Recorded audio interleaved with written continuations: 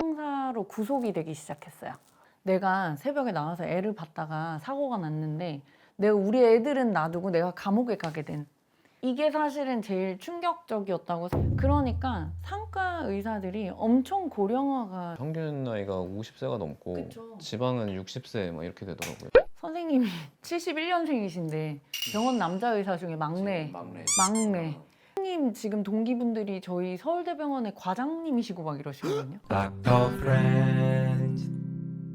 그렇게 얘기하셨거든요. 이제 우리 과는 바닥을 쳤다. 바닥을 쳤으니까 올라갈 일만 남았다라고. 바닥이니까 올라갈 수도 있겠다. 그랬는데 이제 지하를 뚫고 내려간다고. 저희가 막 이게 지하로 이렇게 계속 내려가는. 내성마비가 됐었을 때 일본 같은 데서는 보통 약 3천만 엔을 합니다. 그런데 이제 우리나라는 이제 3천만 원을 해줬죠. 10분의 1이네요. 근데 돈도 돈인데 제가 전문의 자격증을 따고 활발하게 하던 때는 이제 의사들이 형사로 구속이 되기 시작했어요. 네. 제가 전문의 따고 난 뒤에 저희 동기 중에 상과 펠로우가 5명이었거든요. 여자 선생님들이 많았기 때문에 총 10명 중에 절반이 상과를 선택했고, 저는 이제 부인종양을 선택했고, 난임을 하는 친구들이 이제 3명 정도 있었고요. 사실 그때까지도 분만 받는 거를 좋아하는 친구들이 많았어요. 왜냐면은 산부인과에 꽂히긴 하거든요. 상징 같은 느낌이잖아요. 맞아요. 처음 분만을 받았을 때 그 아기의 그 따뜻하고 이 미끄덩하면서 이 귀여운 비주얼을 잊기가 너무 어려워요. 사실 그것 때문에 산부인과를 선택하는 친구들도 많았고, 근데 저희 때만 해도 상과 전임이, 상과를 이제 서브 스페셜로 분과 전문의를 하는 친구들이 저희 동기 4명, 저희 위에 선배 1명까지 해서 5명 있었거든요. 근데 그 친구들 중에 지금 상과를 하고 있는 친구가 이제 반이죠. 네. 그러니까 수련 받았음에도 네. 불구하고 이제 안 다른 하고 일을 하는 거예요. 다른 파트를 하고 있죠. 왜냐면 그 친구가 했던 얘기 중에 제일 충격적인 사건은 산부인과 의사의 구속. 또 여자 선생님이 이제 구속된 사건이 있어서 저희가 막 집회도 나가고 그랬거든요. 저희도 이제 일반 시민이니까 자녀들이 다 있잖아요. 잠깐 상상을 해본 거죠. 내가 새벽에 나와서 애를 봤다가 사고가 났는데 내가 우리 애들은 놔두고 내가 감옥에 가게 된, 뭔가 내가 범죄를 저지르지 않았는데 감옥에 가게 된, 이게 사실은 제일 충격적이었다고. 사실 선생님 말씀하신 것처럼 애초에 산부인과나 외과나 이런 흉부외과를 선택한 사람들은 막 돈을 자기들이 많이 벌 거라고 생각하고 선택한 사람은 없어. 옛날부터 못 벌었으니까. 네. 오래됐잖아요, 못 번지. 저희가 선택할 때 바닥이었다니까요. 바닥이어서 어차피 우리는 옛날에 부귀영화를 보고 선택하지 않았고, 선생님 친구분들 중에서도 흉부외과 하시는 분들 보면 그냥 그렇게 사는 게 좋아서 하는 사람들이 많잖아요. 저희 과도 그렇거든요. 그 감옥에 가는 사건이 저희 세대에는 너무 충격적이었던 거죠. 감옥에 간다고 우리가?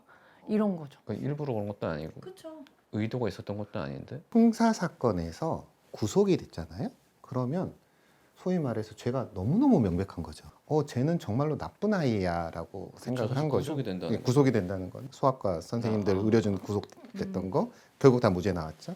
말씀하셨던 그 인천에 그게 사실은 태동 검사 결과를 가지고 그 구속시킨 거거든요. 그러니까 이게 그러면 내가 검사를 잘못 해석했다고 해서 내가 구속이 된다면, 그러니까 물론 뭔가 잘못을 저질러서 내가 처벌받고 그럴 수 있다고 생각을 해요.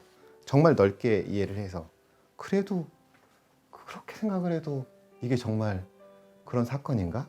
그러니까 그 당시로 돌아가면은 저도 정말 고민했을 것 같아요. 가장 많이 죽음을 접할 수밖에 없는 사람은 사실 제일 위험한 환자를 보는 의사가 그런 거잖아요. 이런 사람들을 벌 주기 시작하면은 물리적으로 이제 한 명씩 주는 거고, 어쨌든 이 사람 감옥 갈 때마다. 그리고 그 사람 보고 밑에는 선택을 못 하겠죠, 사실. 그렇죠. 근데 이게 저도 그랬거든요. 사법부를 엄청 욕했어요. 맞아요. 근데 제가 얼마 전에 변호사분이랑 같이 찍었거든요. 이제 입법이 안 된 겁니다, 사실.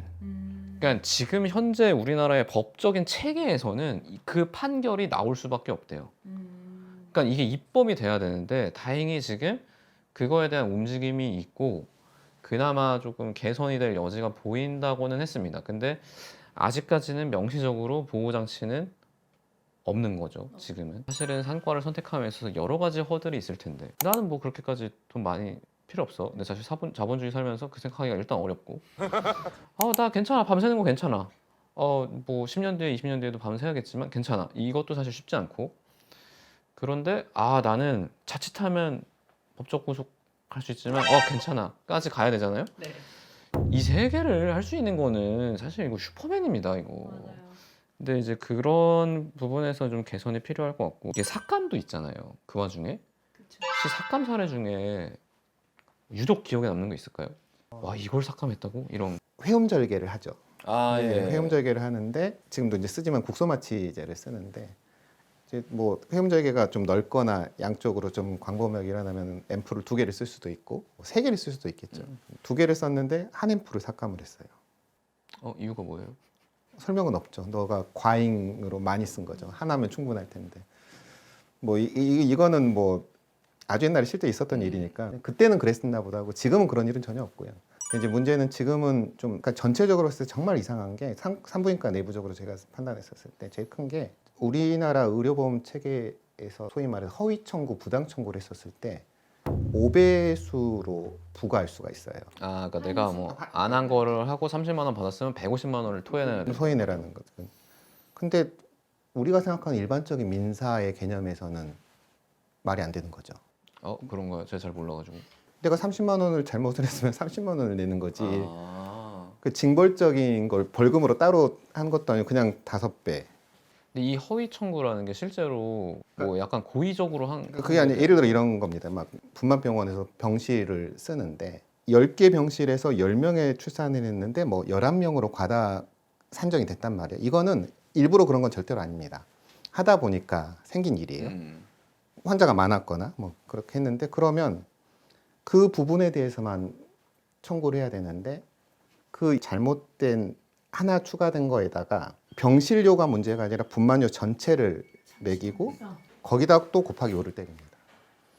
내가 예를 들어서 뭐 5년 동안에 허가를 받았을 때 10%를 잘못 청구를 했어요. 병실 때문에. 예. 그럼 병실 차액은 예를 들어 5천만 원인데 거기에 분만을 했으니까 분만료가 있을 거 아니에요. 분만료가 있죠. 분만은 따로잖아요. 네. 병실하고는 차이가 없이 실제로 일어난 일이고 병원에서 일어난 일인데 분만료를 다 삭감을 해요. 부당 청구가 됐고 거기에다가 곱하기 5를 때리니까 이게 어떻게 되냐면 의료기관에서 만약에 뭐 내가 10년 동안에 3천만 원을 잘못 수거를 했는데 분만료는 거기에 한 10배 정도 되거든요. 3억이 되고 그거에 다 거기에 5배가 되면 15억이 되죠. 그럼 병원 닫아야겠네. 다들 뿐만 아니라 허위 청구 액수가 전체 매출의 몇 %가 넘어서면 그 다음에 행정처분이 오거든요. 그냥 닫아야 됩니다. 그러니까 지금 제가 봤을 때는요, 제 후배 입장에서 저는 분만을 안 하고 있는데 이런 뉴스들을 볼 때마다 와, 나 안 하길 잘했다. 큰일 날 뻔했다. 그런 생각이 드실 것 같아요. 그 생각밖에 안 들어요. 혹시 본인이 소송을 당하거나 옆에서 이렇게 딱 본 사례가 있나요? 동료나 가까이 지내는 사람? 말도 안 되는 사건 중에 하나는 아기가 태어났는데 하루 괜찮았어요. 다음 날 애가 좀 나빠져서 전원을 갔는데 애가 결국은 아주 드문 감염증인 거죠. 그런데 이제 결론적으로는 그게 대법원까지 판례가 남았는데 7억 정도 보상하게 됐는데 그 감염은 그 교과서에도 나와 있고 모든 이제 신생아 소아과 선생님들이 이거는 그냥 어쩔 수 없는 거다. 그러니까 소위 말해서 bad things, 그러니까 누군가에서 나쁜 일은 일어날 수 있는 거니까 누구든지 제가 교통사고도 일어날 수 있고 사실 현대의학의 한계라고 봐야겠죠, 사실. 그렇기 때문에 병원을 만들어놨고 그나마 다른 걸 줄이기 위해서 의사라는 사람들한테 특별하게 교육을 시키고 굉장히 시행착오를 줄이려고 해서 그나마 이게 된 건데 그래도 어쩔 수 없이 일어나는 이 비율이 존재하고 있음에도 불구하고 지금 우리나라에서 바라보는 이 시각은 누군가는 이 문제가 생긴 분들을 도와줘야 되는데 니들이 해 라는 식인 게 너무 강한 거죠. 또 모 대학병원에서 곧 며칠 내에 판례가 날 거라는데 소송 액수가 믿어지지 않겠지만 역대급 앞이 2로 시작하는 이게 만약에 20억이 넘는다고. 네. 그래서 만약 이게 굳어지면은 또 다른 이제 뭐 어마어마하구나 이거. 근데 이게 문제가 뭐냐면 선생님이 인트로에서 얘기하신 것처럼 옛날에 산부인과는 차병원, 뭐 길병원 이런 병원들 그리고 산부인과로 시작해서 이제 병원을 키워나가고 뭐 이런 곳들이 많았는데 이제 나오는 전문의 따는 친구들은 힘들어도 이런 것조차도 안 되는 거죠. 아 절대 안 되겠죠. 절대 안 되죠. 절대 뭔가 산부인과로 병원을 키우거나 아니면은 기존에 있는 병원들 외에 들어갈 자리도 없는 거예요, 이제. 그러니까 상과 의사들이 엄청 고령화가 돼 있거든요. 그런데 평균 나이가 50세가 넘고 그쵸. 지방은 60세 막 이렇게 되더라고요. 선생님이 71년생이신데 병원 남자 의사 중에 막내. 그래서 제가 네? 선생님 지금 동기분들이 저희 서울대병원의 과장님이시고 막 이러시거든요. 그래서 제가 오늘도 저희 동기들한테 서동기 선생님이 막내래 얘기했더니 애들이 다 진짜 놀래는 거죠. 그러니까 학번이 91? 국어가 90. 90이면은 어휴. 그러니까 이 세대가 이제 나가고 나면 없어요. 병원이 진짜 없어질 수도 있는 게 문제죠. 후배한테 야 너도 산부과 해라 라고 권유할 수 있을까요?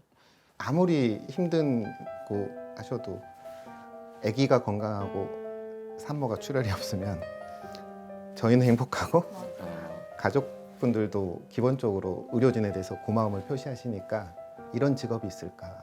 그래도 내가 열심히 하고 최선을 다하고 했었을 때 어쨌든 리스크는 분명히 있지만 그래도 이런 진짜 사랑하시는구나. 그러니까 이런 순간 상과 선생님들 다 이래요. 근데 역설적으로 그런 사람만 지금 하고 있을 것 같은데. 상과 하신 선생님들은 다 똑같이 이 얘기를 하세요. 야, 그래도 우리처럼 이렇게 출생증명서를 쓰는 데가 어딨니?